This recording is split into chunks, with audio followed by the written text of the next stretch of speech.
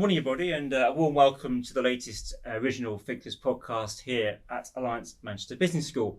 I'm Jim Pendrell. I'm Research Communications Lead here at the school. Well, I'm delighted today to be joined by Simon Hayward and by Panos Constantinides. I'll start with Simon. Simon is an alumnus actually at the school and has been appointed very recently a Professor of Practice at Alliance Manchester Business School. He's been involved with the school ever since the 1980s, actually, when he first completed his MBA. And he went on to chair our Global Alumni Association in the 2000s, and more latterly completed his DBA at the school as well. He's also currently a Managing Director at Accenture, where he is a Global Lead for Leadership and Culture. Welcome, Simon. Panos is a Professor of Digital Innovation here at the school. And he's also Digital Learning Lead for Executive Education. Welcome both. Thank you. Just start first of all, Simon. Just tell us a little bit more about your role at Accenture and your current role here, your new role here as well at the school. Tell us a bit more about that. Yeah, thank you. Well, I'm very excited about the new role. It's a bit of a lifelong ambition, really, to move into and become part of academia. So I'm really excited about that. And I think it's a good complement to the role I have at Accenture, which is leading, quite a experienced team who work with large clients on significant change around leadership and culture, very often tied to broader organizational shifts, embracing technology or post-merger acquisition or major shifts in customer experience. It's a great, I think it's going to be an interesting combination of application and then the research and teaching associated with that. So bringing the outside world in, as well as researching the outside world from here. So it's going to be an interesting combination, I hope. And Panos, just tell us a bit more about your role here at the school. Yeah, so I'm obviously a research professor here at Alliance Manchester Business School, primarily focusing on digital transformation. And I lead a research group that focuses on digital transformation. Specifically, we bring guests from all over, academic experts, to talk about research all the way from AI to telematics, telemedicine, robotics, blockchain, and others. Very much interested in how change takes place in organizations, which is what we have in common with Simon, but primarily focusing on the technology aspects of it. In terms of how change takes place, please neatly to when your book, Simon, you're a bit of a prolific author, aren't you? On the quiet, your latest work was around agile leadership. That's a good place to start. What actually that book was about, and what is agile leadership, and how is it relevant to today? Yeah, well, it started my doctoral research in the early 2010s. Was looking at large organizations shifting to becoming more, embracing technology to become more customer oriented and more agile. And that led to connected leadership. But then part of that was agility. And so I deep dived into that area and did more research with organizations who are implementing more agile ways of working. And what were the leadership attributes that were either, that were the most important in accelerating that agile adoption, both at perhaps a local level, but also at the enterprise level. So it explores that, and it's a good read, apparently. But no, it draws on all my research, but a lot of other people's research as well. It tries to crystallize that into a simple approach to leading to create an agile organization with either a capital A or a small A that engenders high levels of psychological safety, trust, or disruptive thinking, much better prioritization, collaboration, and devolved decision-making, all in the interests of serving the organization's purpose and the customer value. So yeah, in a nutshell, it's that's what it is. Why is it so important today? I'm guessing the answer is more important, but why? Why is it more important, and how is it? So what do business leaders have to be doing today to be agile, and why is it important? Well, two key drivers at a very broad level. One is organizations are changing slower than their environment, which is not a good place to be. So they need to accelerate their ability to change and adapt. And as Panos said, technology is accelerating that exponentially.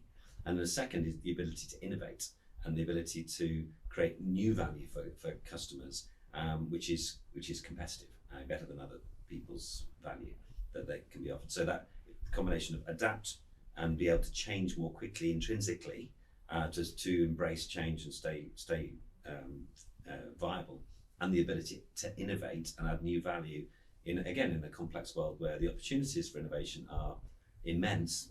We mentioned AI, for example, enormous opportunities to add value in innovative ways, but the competition has the same opportunities. So the innovative challenge is immense. So those are driving organizations to want to embrace new ways of working that have much shorter cycles of decision making and implementation, more ability to change priorities and adapt, and at the same time embedding a strong sense of humanity and purpose in the organization. So because the talent shortage in the world feeling it particularly in the UK at the moment, is that challenge is immense, and the ability to attract and retain and develop and support top talent as more routine roles are automated is another battleground that's particularly important. We'll come on to AI in a minute because there's a lot to talk about there. But in terms of actually the barriers as well at the moment to agile leadership, from your experience of having feet in two camps really, both industry and academia now, what is it you're picking up from the industry side? What are the barriers? What are the issues that business leaders are facing? Well, especially in large organizations, a high level of risk aversion, the unwillingness to take intelligent risk, that there is they're locked in a regulation and rule-based culture, which is essentially risk averse. That is antithetical to agile ways of working.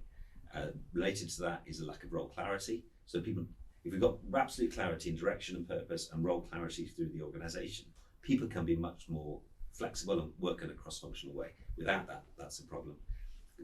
Distance from customer, large organizations tend to become quite inward looking, and silos slow the organization down, but we're inherently a tribe. Human beings are tribal, so we quite like being in our silo.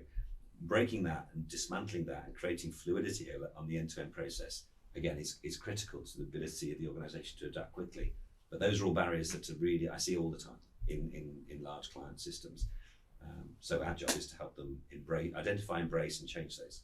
Mm. Yeah. And how, without getting too much into specifics, how do you begin to sort of approach this really, really difficult subject? You mentioned, the world's moving on quicker than we are in many ways. How do you, if you're managing a large team, how do you respond to these challenges?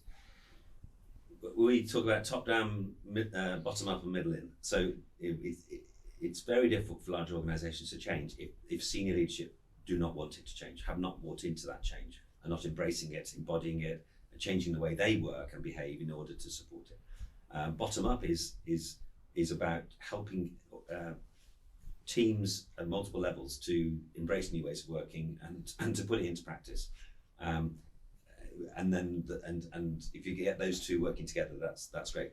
Then middle in is not only changing the middle of organizations, but also helping them learn from outside and become more open to the disruption that is happening around them and learning from it and adapting to it quickly. So there's increasing the organization's ability to learn, which goes down to individuals at the end of the day. Do individuals, especially in senior roles, really embrace outside in learning, or are they locked in a more myopic perspective?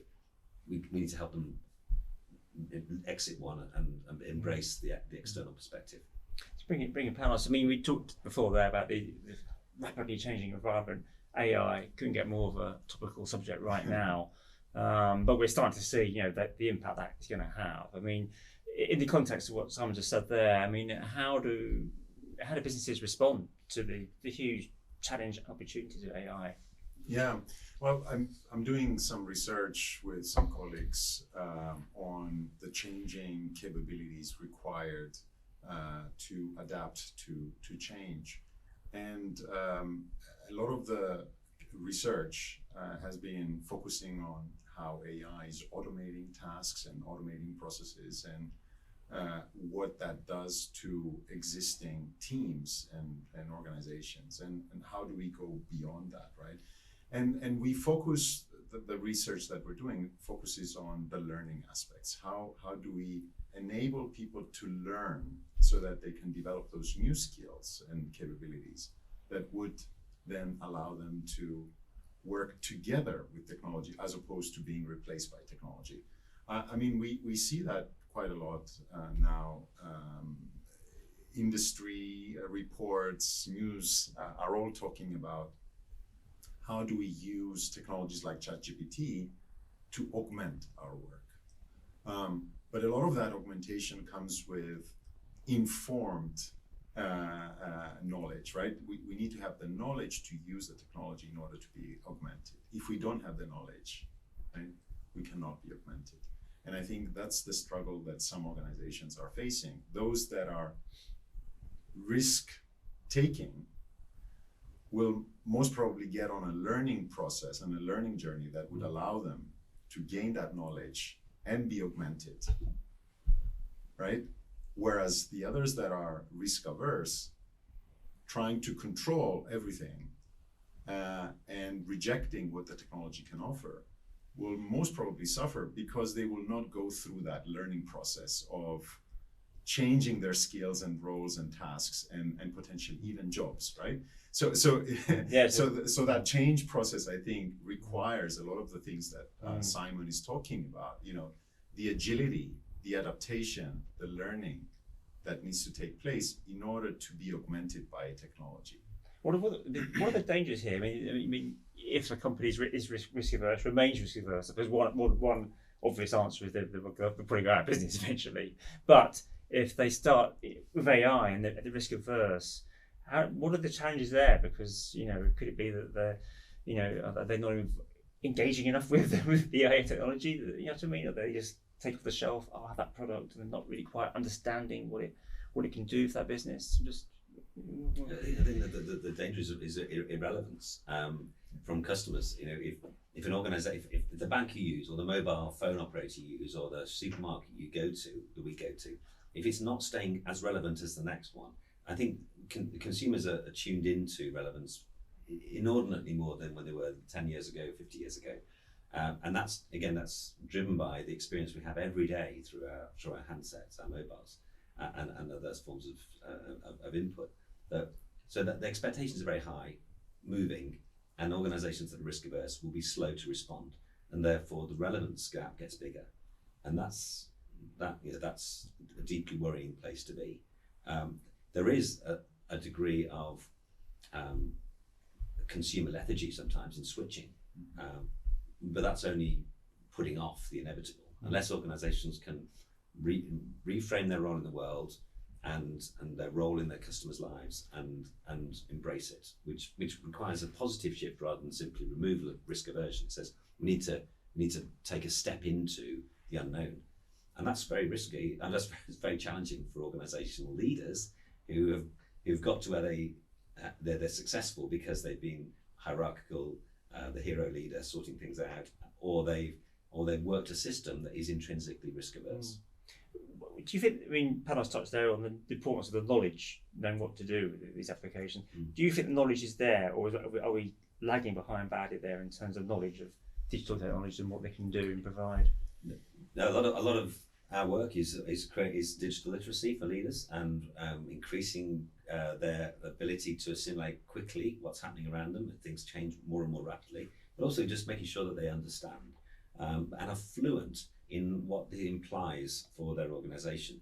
So it's one thing knowing about something, and it's another thing being able to interpret the implications for our organisation or our product and to do something about it. So that fluency, that ability to interpret is key. And I think even things like reverse mentoring can be very helpful. You're getting help. Different generations can help each other in different ways, and sometimes the more junior staff, who might be the new joiners, have a greater appreciation of what's going in the marketplace than perhaps a senior executive who's quite comfortable and living in a slightly isolated world. I mean, this brings us very neatly to the actually we have some new executive education courses being launched later this year here around digital learning, and you're involved with that, Panos. Yes. And that can be interesting, isn't it, as well, who sort of might come to those courses. It could be younger staff as well as perhaps more senior Yeah. business figures in the business, because those younger staff have been brought up with all this, and then maybe what just tell us a bit about that and how. Yeah, I mean, we are launching 16 new open programs in Exec Ed. Many of those programs are digitally oriented. So there's one on digital transformation, there's one on cybersecurity, data science, and AI, and fintech, and many more. But also more traditional, more topics that are taught in, I guess, all executive programs. But what I want to say in relation to the generation shift, or the demands, I would put them as demands. I think, as Simon said, there's a lot of customer demand. Everything is available on our devices. Everything is available on demand. And I think that pressure that's coming from the customers to always be on the cutting edge is probably more disruptive than the technology themselves. Right.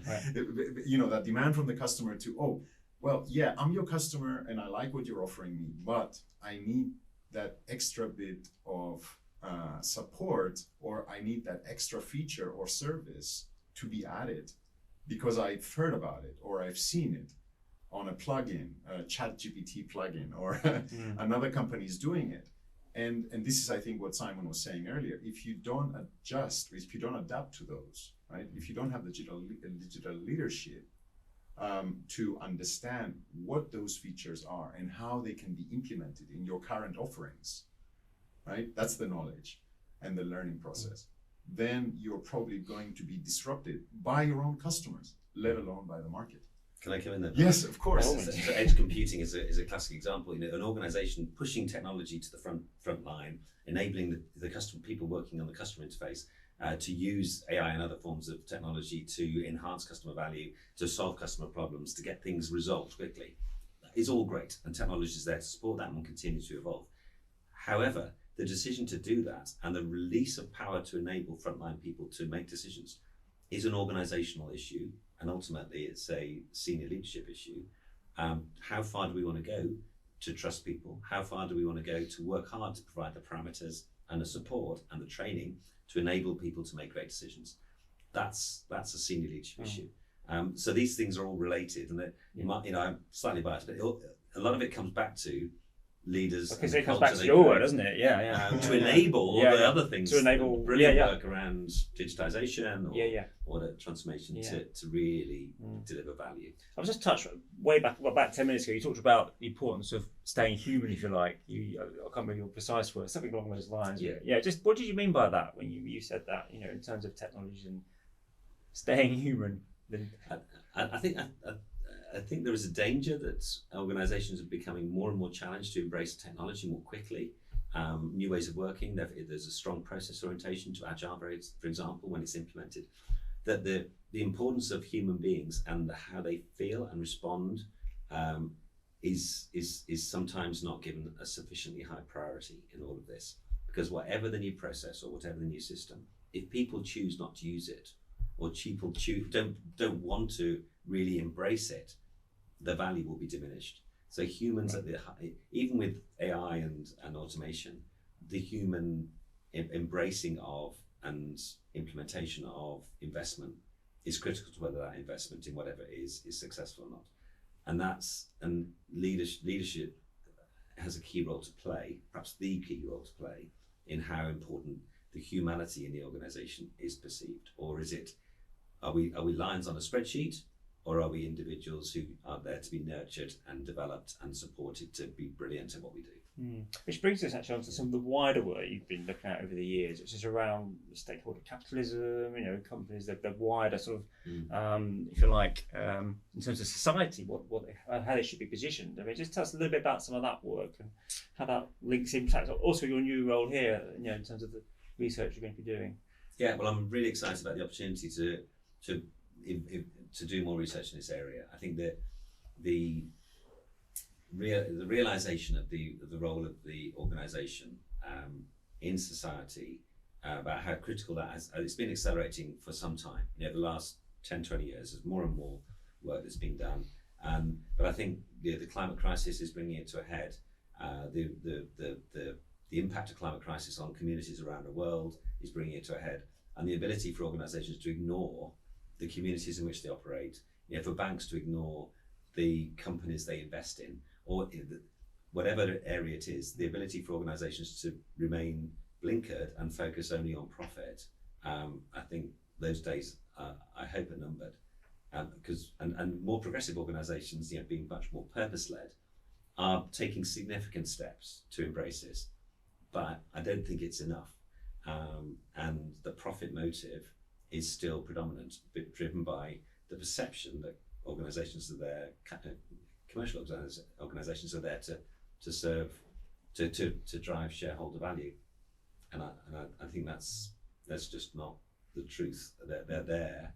The shareholder value of the shareholders who invest capital are one of the key stakeholders, clearly, but they're not the only one. So let's keep it in balance, and let's see how the organisation can have societal impact as well as commercial success. And the two should not be mutually exclusive, but it requires some rewiring, I think, in the way leaders think about the nature of the organisation and their role in it, especially at the most senior levels.